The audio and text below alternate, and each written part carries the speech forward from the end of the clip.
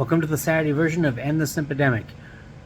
Today I'm going to be talking about being aware of where you are on the scale and who anybody that you may be pursuing is on the scale.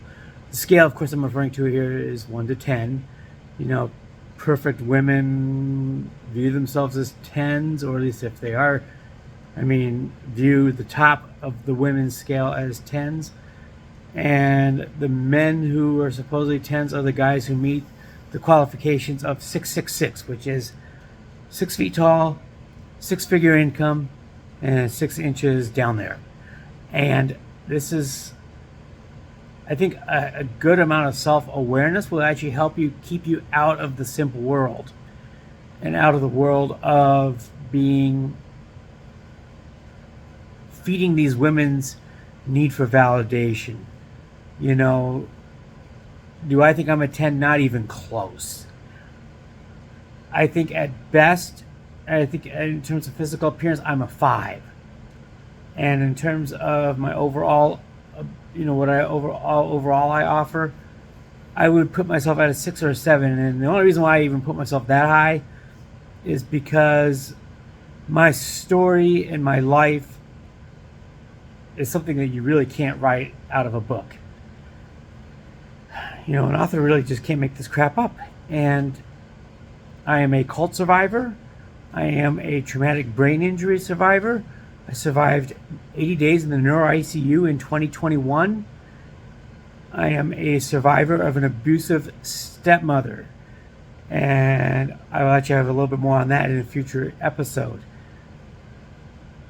Where are you? Do you think that you're really that high value? And are you trying to stretch yourself for a woman who you think is super high value? Are you going after somebody you think is a 9 or a 10? If so, that will actually lead itself to simping. You're going to wind up following women who are Instagram models, OnlyFans. You know, if you think that they're 10s, you're going to be chasing, pursuing, and giving them unwarranted validation. And like I said in a previous episode, the OnlyFans girls are hardly a 10. You know, at best they're a 3. And knowing where you fit on the overall scale will do you wonders. Because then if you are looking for somebody closer to your range, you probably won't have to simp. You know, you will not have to be a simpleton. You will not have to give unwarranted validation.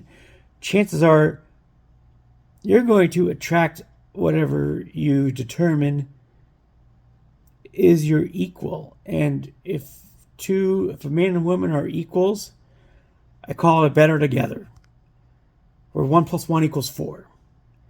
And if you're both 5s or 6s or whatever, get together and build something amazing together that, you know, combine a 6 and a 6, build each other up to become 8s or 9s. That should be what we're all looking for here. But in order to get there, you have to have a sense of where you sit on that particular scale. You have to know where you're at. You can't assume, and this is a problem with a lot of the women out there, single women out there, oh yeah, everybody's a 10. We're all 10s. No, you're not. No, you're not. You are, if you're sitting around there saying that, and I've seen some videos of this out there, if you're sitting there talking about, oh, everybody's a 10, you know, Lizzo's a 10, etc., etc. Oh, she might be a 10 as far as her money and her success is concerned, but her looks, no, absolutely not. If you think that if the women out there think overall that they're 10s, they're going to be looking for high value men who they view as also 10s. And they're going to think that they're entitled to it. Whereas if you are more realistic with that, you're going to attract an equal who you can then be better together, be better than your combined sum of your parts, and build something amazing together. Don't chase.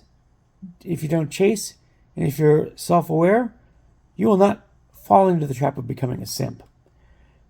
And this is a big part of ending the simpademic. We need to end the simpademic because it is giving women validation that is completely unwarranted, and we are rewarding them for their bad behavior. And in short, that is just what it comes down to. Be aware of who you are. Be aware of what you offer. I'm physically a 5, but I offer just such a background and package. I've been told I'm the baddest ass survivor from a lot of people that they've ever known. And looking back at my history, that's probably, there's probably some reasonable truth to that. I don't know if I'd go quite to that extreme, but there's some truth to that. I've survived a lot. And for the right woman out there who's gone through similar trials and tribulations, we will be an unstoppable team. But if I'm looking at this woman on a scale of 1 to 10, she's at best a 7.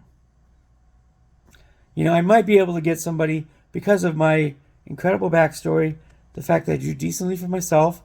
I'm not rich. I don't have a lot of money, but I do well for myself. I have a decent little apartment here. It's not even that little. It's about 1,000 square feet for myself. In exurban Minnesota. Look it up on a map sometime. Look up Forest Lake. You'll see where I'm at, and I can help team up with the right woman who's in my league right now. Put 2 of us together, and it's going to be the sum of our parts. But I had to first get to that point where I was aware of who I am and what I have to offer, and I have to be realistic about it. I can't sit there and say that I'm this perfect catch, because I'm probably not. But for the right woman, and for a better together, for that type of thing that we're probably both looking for right now. We haven't met each other yet, but I'm sure right now we're both praying and looking out for that person. But it takes a sense of self-awareness, and a sense of self-awareness in you as men will help to end the simpademic. You'll stop giving women validation, stop giving women unwarranted attention, stop rewarding them for their bad behavior. There's nothing else to say about this particular subject, so I'm going to call it a wrap for today. But in tomorrow's episode, I'm going to be talking about a subject I've talked about here a couple times here, and that is hypergamy. What does hypergamy mean? How does it impact the overall scene? How does it feed into the simpademic? How does it make men give these women unwarranted attention? How does it cause the overall scenario? What role does it play? So be ready for tomorrow. That one's probably going to be a long one. I'm going to have a lot to say about it. So we'll leave it at that. Again, Jason here signing off for this Saturday edition of End the Simpademic.